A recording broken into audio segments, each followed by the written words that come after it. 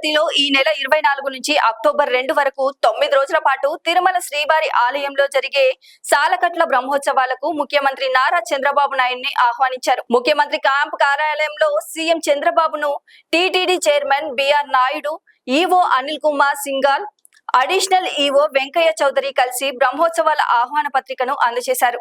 ఈ సందర్భంగా ముఖ్యమంత్రిని పండితులు ఆశీర్వదించి తీర్థ ప్రసాదాలు అందించారు.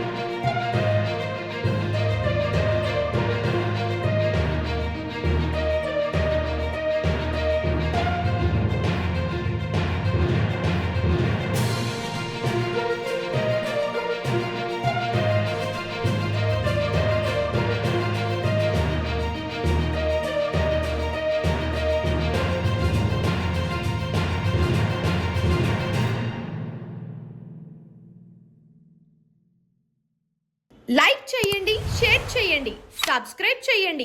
మరిన్ని వీడియోల కోసం బెల్ సింబల్ పై క్లిక్ చేయండి.